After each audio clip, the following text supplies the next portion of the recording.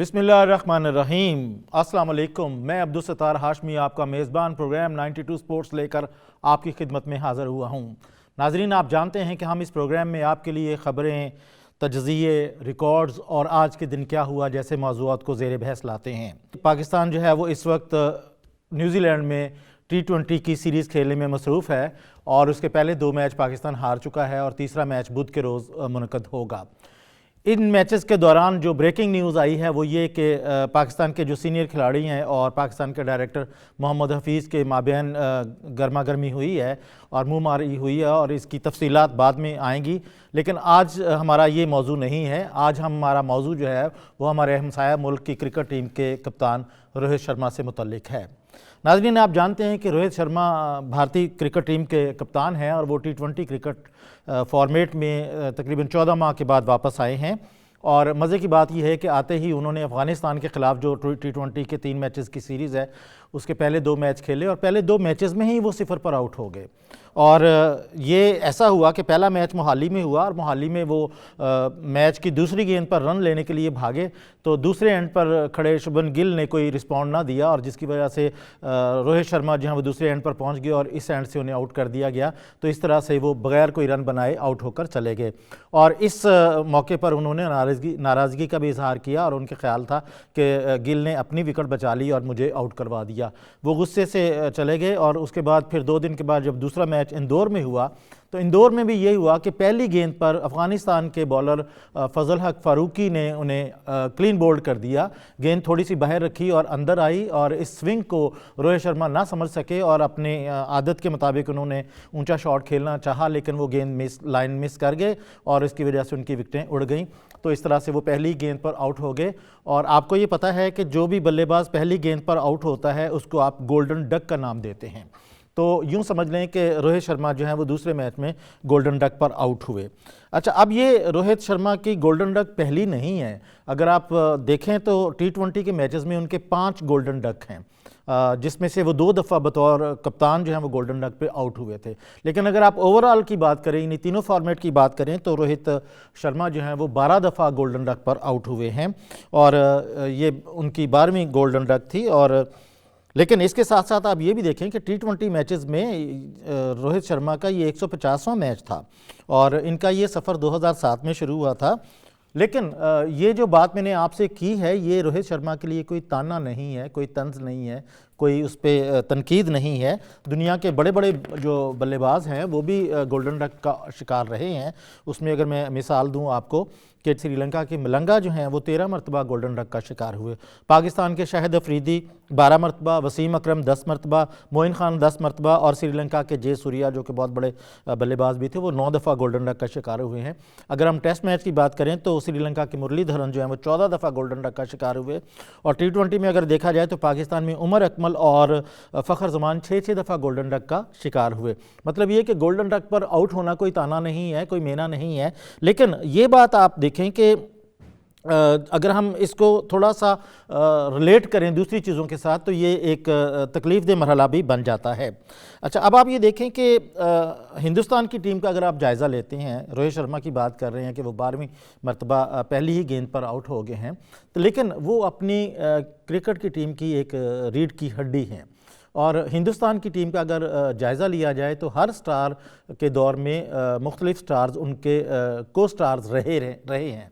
मसलन अगर आप बात करें सुनील गावस्कर की तो सुनील गावस्कर के दौर में विश्वनाथ गंडापा उनके साथ थे, दिलीप वेंकसारकर उनके साथ थे, सचिन तेंदुलकर के दौर में सौरव गंगोली और राहुल द्रविड़ जो हैं वो उनके साथ थे। और रोहित शर्मा की अगर बात करें तो आज आप देखें कि बहुत बड़े स्टार विराट कोहली जो हैं वो उनकी टीम में मौजूद हैं।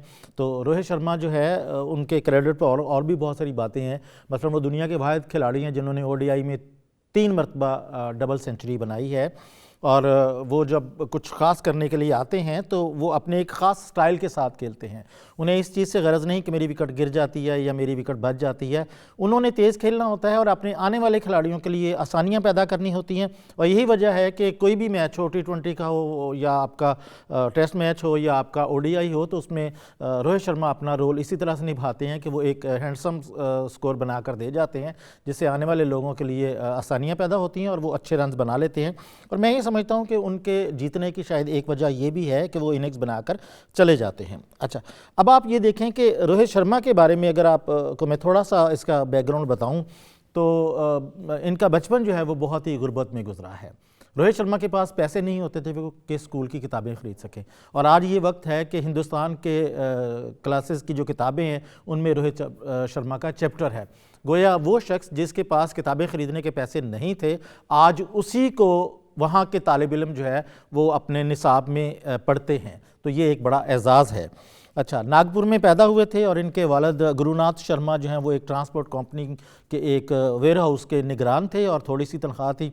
एक कमरे का इनका घर था जिसमें इनकी दादी भी, इनका चचा भी, इनकी 4 बहन भाई भी रहते थे।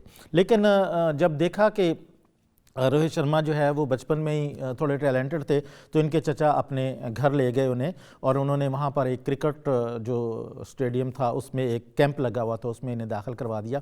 उस कैंप में एक कोच थे, उन्होंने जब रोहित शर्मा को देखा तो वो थोड़ा सा उनका माथा ठनका कि ये लड़का है, इसमें दम है, इसमें करंट है।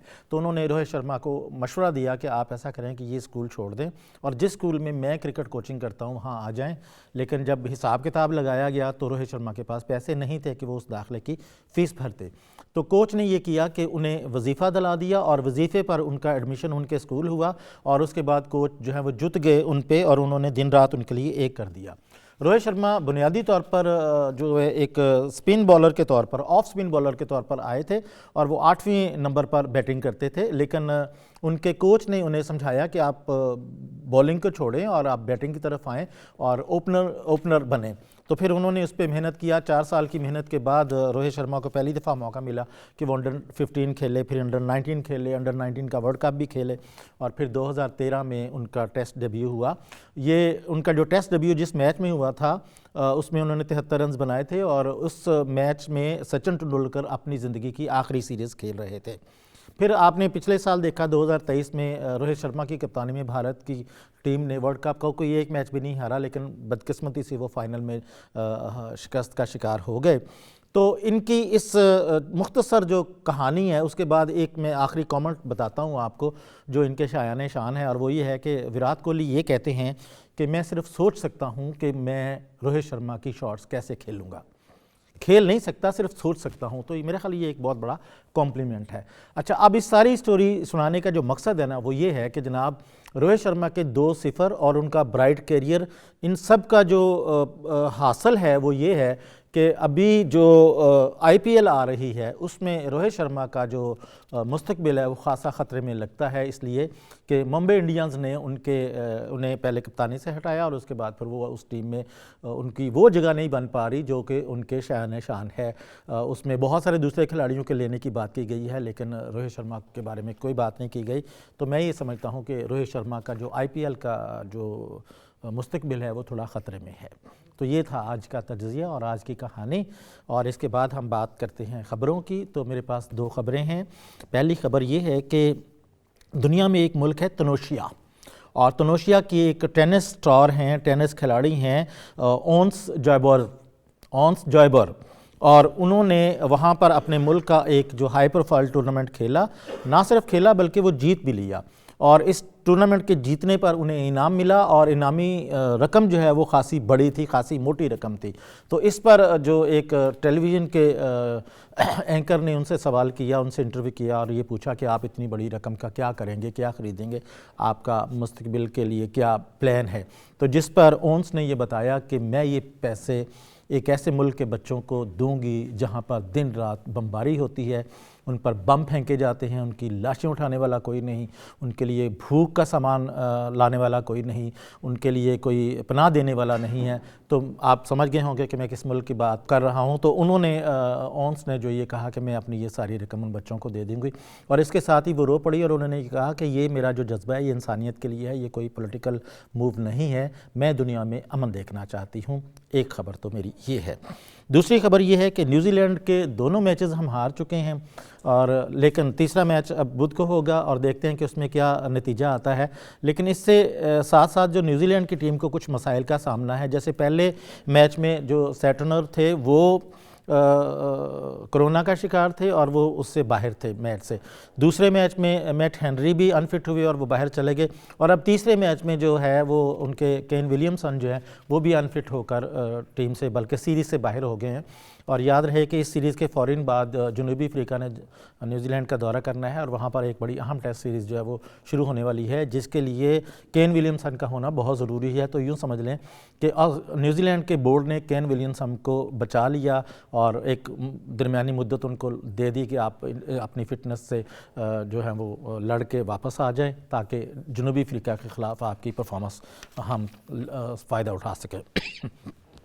ये दो खबरें थीं। अब हम आते हैं रिकॉर्ड्स की तरफ। तो रिकॉर्ड्स में आज बड़ी मज़े की खबरें हैं, दो तीन। पहला रिकॉर्ड तो ये है कि आइल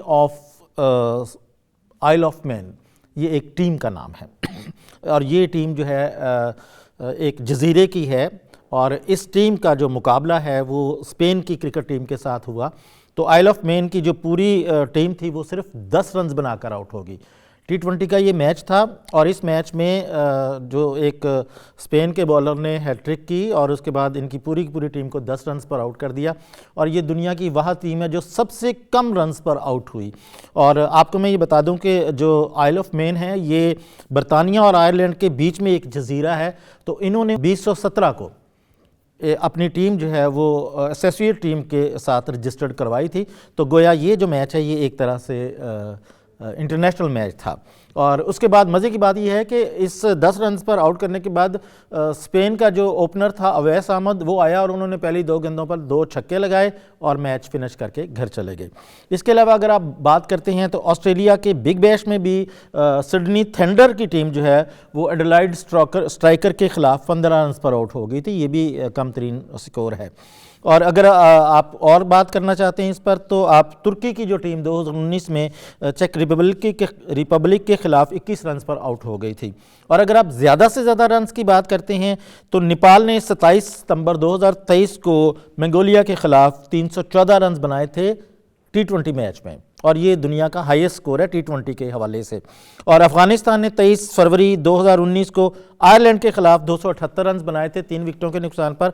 तो ये उनका हाईएस्ट स्कोर है, जिसे आप ये कह सकते हैं कि ये दुनिया का हाईएस्ट स्कोर है T20 के लिए।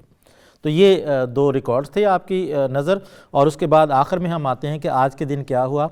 तो नाज़रीन आज 15 जनवरी है और 15 जनवरी 2023 को भारत ने श्रीलंका को ODI मैच में सबसे बड़े मार्जिन से हराया था, और उनकी ये जो फतह है ये 317 रन से थी। यानी भारत ने 317 रन से श्रीलंका को मात दी।